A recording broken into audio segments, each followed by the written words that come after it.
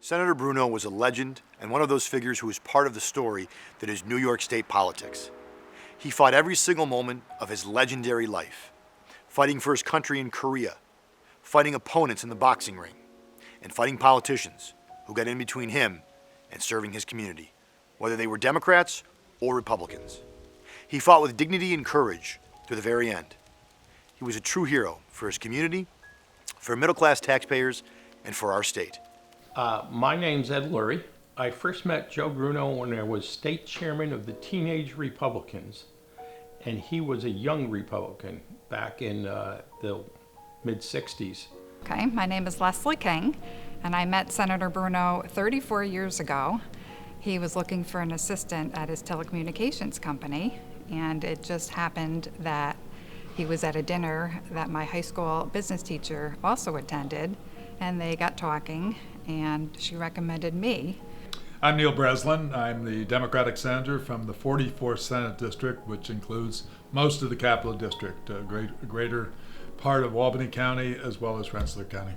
I arrived here and started in 1997 as a freshman Democrat in the minority.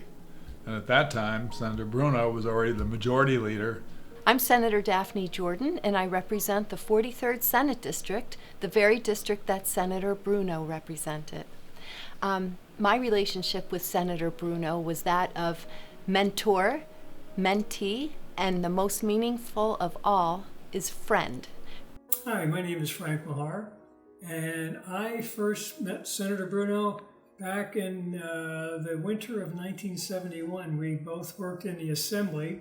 I was a page back then in college, and he was administrative assistant to then Speaker Perry Duryea. Friendship is defined as someone you don't see all the time, but when you see him, you pick up where you left off.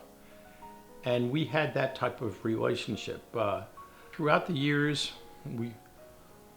we got to know each other. He watched me grow, I watched him grow, and it was just a great relationship that I learned a lot from him. Senator Bruno meant to me, I guess what I would say is he represented to me a pillar of strength, yet someone who was so very friendly and could talk with anybody and make them feel special, and that when you asked him to do something or to get something done, you knew it was going to happen. I was probably my third or fourth year here, and a Democratic senator switched and became a Republican as a senator from Syracuse. And so that was great interest in that, and of course great nervousness among Democrats.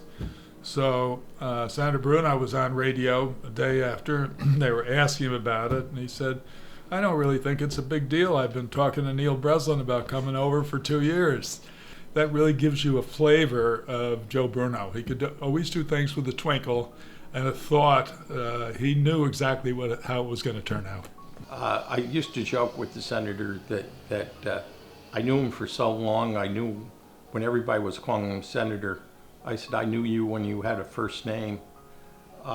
He was one of those people who cared about the individual and cared about the collective effort that was going to be put in. My favorite memory with Senator Bruno was when we met one time and he was going to give me Senate candidate lessons. That's what I call it. He didn't call it that, but that's what I call that day. And I was brought into a big conference room, and he was there, and I was a bit nervous because I wanted to make a good impression. And we shook hands, and he said hello, and he had that big, beautiful smile, and I thought, oh, this is great. And then he said, have a seat, and he pulled out a chair, but I went onto the other side of the table to face him, and he said, oh, no, no, no, and he pulled out a chair that he was going to sit in. He meant for me to sit in the chair next to him. And I thought, oh boy, I'm flunking this already. But I did sit down in the proper seat, and we were right next to each other, and we faced each other, and we had a wonderful conversation, and he put me at ease right away. But that is my favorite memory of Senator Bruno. So much fun. And whether it was, dressing up in his red, white, and blue shirt and cowboy boots to get on his horse to ride in a parade, or to throw out the first pitch at the Joe Bruno Stadium, or to, climb up on a bulldozer for a groundbreaking ceremony, or even swing on a new swing set at a park opening. Senator Bruno never came across as a stuffed shirt or unapproachable politician. He was so down to earth, relatable, and I just really feel so lucky to have worked for him. Every day was different. Every day was an adventure, and that was certainly part of that experience. So all of those were really nice memories. I forever will be grateful for Senator Bruno's leadership, as will many other people here in the Capital Region and throughout the state, for his principled leadership and all that he brought to the state and to our region. He was everything to the Capital District. Anybody tells you that he wasn't the most important player in the last 50 years doesn't really know what went on here. He was a very special person. I think the Capital District will miss him immensely, and it's going to be hard to find another Joe Bruno. Our legislative careers may not have overlapped, but he still served as a valuable teacher and a confidant for me and so many others.